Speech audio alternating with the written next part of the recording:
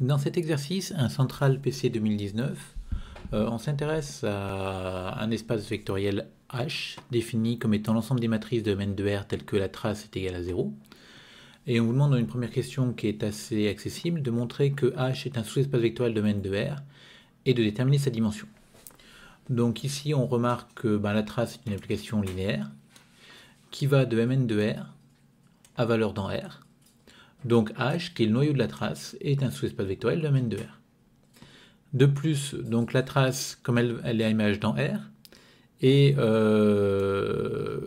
l'image de la trace va être de dimension du coup inférieure ou égale à 1, mais comme la trace n'est pas l'application nulle, parce que la trace de identité, par exemple, ça va faire n qui est non nulle, on obtient que le rang de la trace est au moins égal à 1, et donc finalement, la dimension de l'image de la trace c'est 1, et donc l'image de la trace est égale à R. Du coup, le théorème du rang s'applique. Il me dit que la dimension de H, qui est le noyau de la trace, c'est la dimension de Mn de R moins la dimension de l'image, et donc ça fait n carré moins 1. Bon, ensuite, une deuxième question. Alors cette première question, tout le monde doit savoir la faire. La deuxième, elle, est quand même beaucoup plus délicate. Elle nous demande de démontrer que toute matrice H est semblable à une matrice de diagonale nulle. Donc pour faire ça, on va le montrer par récurrence sur n. Donc pour n égale 1, l'exercice est facile parce qu'on parle d'une matrice de taille 1. Si cette trace est nulle, la matrice en fait c'est une matrice avec un seul coefficient qui est nul, donc la propriété est vérifiée. Et donc on va prendre n dans l'étoile, on va supposer HRn vérifié, et on va prendre une matrice de Mn plus 1 de R de trace nulle. Et on va considérer F, l'endomorphisme de Rn plus 1 dans la matrice d'un base conique et M. Alors, la première chose à voir, c'est ce premier point ici, qui est un point qui est assez classique. Donc tout ce point-là, jusque là. Donc ça nous permet de démontrer que si, pour tout x, dans Rn plus 1, la famille x, f de x est liée, alors f est un multiple de l'identité, c'est-à-dire une homothétie. Donc pour démontrer ça, on va supposer donc, que pour tout x dans Rn plus 1, cette famille-là est liée. Donc ça veut dire qu'il existe A et B dans R carré privé de 0 tel que on a une combinaison linéaire non triviale de x et de f de x qui s'annule. Si on prend un x différent de 0, on obtient donc, comme cette combinaison linéaire est nulle, le b ne peut pas être nul, parce que si le b était nul, on obtiendrait donc ax égale 0, et comme x est supposé non nul, on obtiendrait a égale 0. Donc pour tout x non nul, on peut même dire qu'il existe AB appartenant à R2, privé de 0, 0, avec B différent de 0, tel qu'on ait cette relation-là. Et comme B est différent de 0, on va donc obtenir que f de x s'écrit sous la forme A sur BX. Du coup, on obtient que tous les éléments non nuls de Rn plus 1 seront des vecteurs propres de f.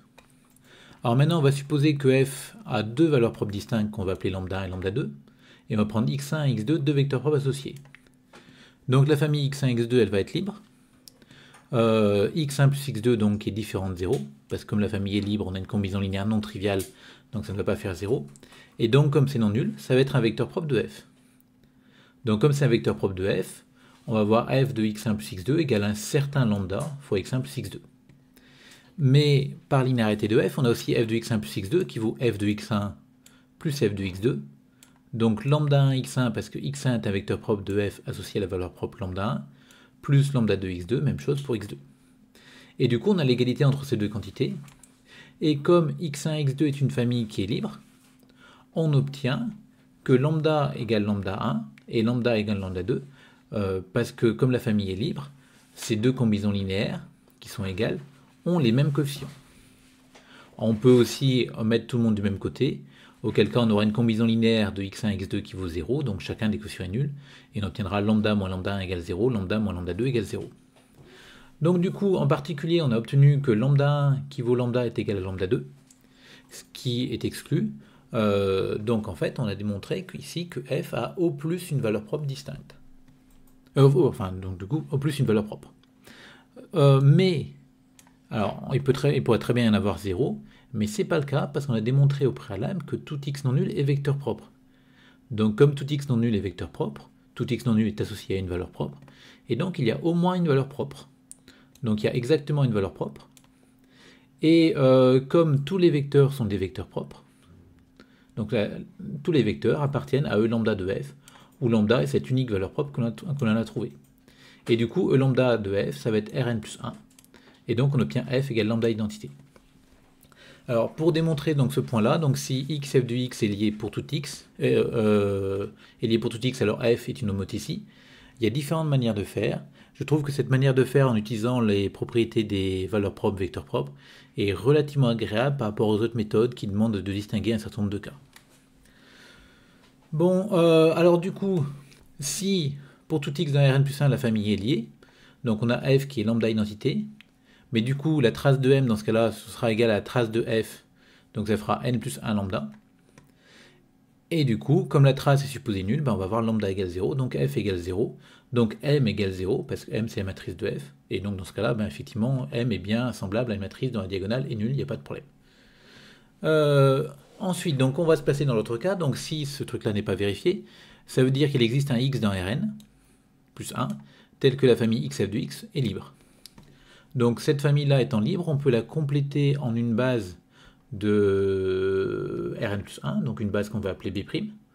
Donc les deux premiers vecteurs de ma base seront x, f de x, et puis après d'autres vecteurs. Dans cette base, la matrice de f va être quoi? Ben, la première colonne va représenter l'image de x par f, donc f de x, dans la base x, f de x, et puis les autres vecteurs. Donc f de x va s'écrire une fois f de x plus 0 fois les autres. Après, deuxième colonne, on aura l'image de f de x, donc f carré de x, relativement à ma base, donc ça va donner certaines valeurs. Donc les étoiles ici ne signifient pas qu'elles sont toutes égales, mais qu'elles valent quelque chose, mais à la limite peu importe. Et donc je vais faire apparaître comme ça une matrice M' qui va apparaître ici. Et en fait, on sait que la trace de M égale 0, donc la trace de F égale 0, donc la trace de cette matrice égale 0, et la trace de cette matrice c'est 0, plus la trace de M'. Donc on obtient finalement que la trace de M' égale 0. L'intérêt étant que M', vu la structure de ma matrice est de taille n plus 1, donc M', ça va être une matrice de taille n. Donc comme M' est une matrice de taille n qui a une trace nulle, l'hypothèse de récurrence s'applique et me dit qu'il existe un n' tel que donc n' égale q-1 m'q, qui est une matrice dont la diagonale est nulle. Donc je vais maintenant poser une matrice P de changement de base, et vous voyez que cette matrice de changement de base, je vais la définir par bloc. Je vais mettre le Q dans le bloc ici en bas à droite, et un 1 en haut à gauche. Et donc c'est une matrice qui est diagonale par bloc. Chacun des blocs diagonaux est inversible, donc P va être inversible, et son inverse, pour calculer son inverse, on calcule l'inverse de chacun des blocs diagonaux. Donc son inverse, c'est cette matrice-là. Et donc quand je calcule maintenant P-1 fois la matrice en B' de F fois P, donc je vais faire des produits par bloc, et donc là, je vais obtenir des trucs, je m'en fiche un petit peu, là c'est pareil. Mais le coefficient en haut à droite va rester nul. Et en bas à droite, je vais obtenir la matrice Q-1 m'Q. C'est-à-dire la matrice N', qui est une matrice qui a une diagonale nulle. Et donc on voit que cette matrice, tout entière, aura une diagonale nulle. Et qu'est-ce qu'on a démontré? M, c'est la matrice de F, dans une base donnée. Donc du coup, elle est semblable à cette matrice-là, qui est la matrice du même endomorphisme dans une autre base. Cette même matrice, elle est semblable à celle-ci, qui est une diagonale nulle. Et comme la similitude est une relation d'équivalence, on obtient finalement que M, qui est semblable à celle-ci, qui est semblable à celle-là. Donc M est semblable à celle-là. Donc finalement, M est bien semblable à une matrice de diagonale nulle. Et on a bien démontré, par récurrence, que si la trace d'une matrice est nulle, alors elle est semblable à une matrice de trace nulle, de diagonale nulle. Bon, la dernière question maintenant, qui est aussi une question délicate, enfin que je trouve très délicate. Cette question a été donnée une autre année, mais avec une question préalable qui permettait d'avancer un petit peu là-dedans. Donc la question préalable qui était donnée dans un autre exercice, je pense qu'elle vous serait donnée à l'oral assez rapidement, parce que sinon comment partir? Donc cette question-là vous demande de vous intéresser à cette matrice A, qui est une matrice diagonale avec 1 de n sur la diagonale, et de poser G qui a M associé à M moins MA. Alors, qu'est-ce qu'on peut dire de cette application G?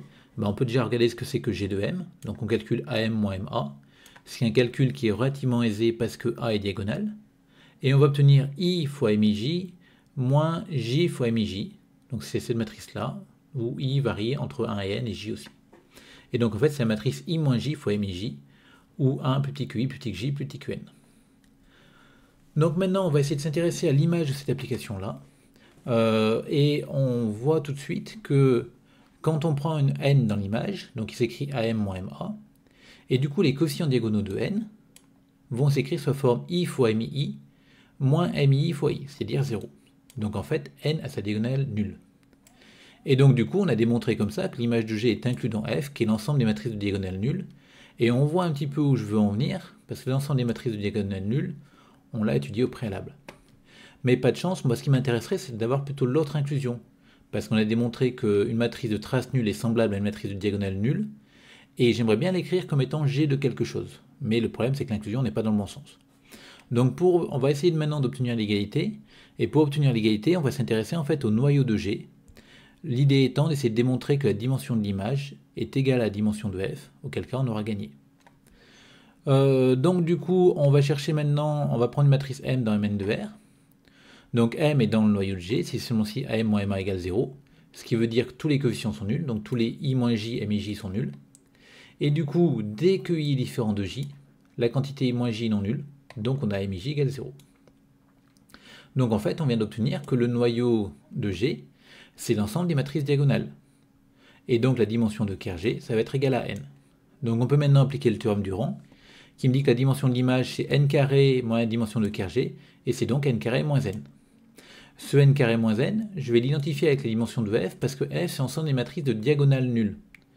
Donc en fait, quand on regarde l'ensemble f, c'est l'ensemble des matrices donc, qui ont des zéros sur la diagonale, donc ça fait n coefficients qui sont fixés, mais tous les autres coefficients peuvent varier, et en fait on pourrait marquer f comme étant égal avec des EIJ, où EIJ c'est la base canonique, mais où là on impose que i soit différent de j, et du coup on va écrire f, on va trouver une base de f qui sera composée de n carré moins n coefficients, et donc f sera de dimension n carré moins n.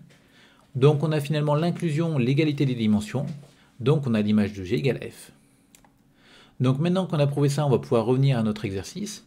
Et nous, on avait trace de m égale 0. Donc ça veut dire que m s'écrit sous la forme Pn(p-1), où n est une matrice de diagonale nulle. Cette matrice de diagonale nulle, elle est donc dans l'image de G. Donc ça veut dire qu'elle va s'écrire sous la forme AR-RA. Et enfin, on va revenir, maintenant on va s'intéresser à la matrice M, qui vaut Pn(p-1). Et ce Pn(p-1), on va remplacer, donc c'est PAR-RA(p-1). On va développer. Et une fois n'est pas coutume, ici, là, entre le A et le R, on va avoir une identité qu'on écrit sous la forme P-1P.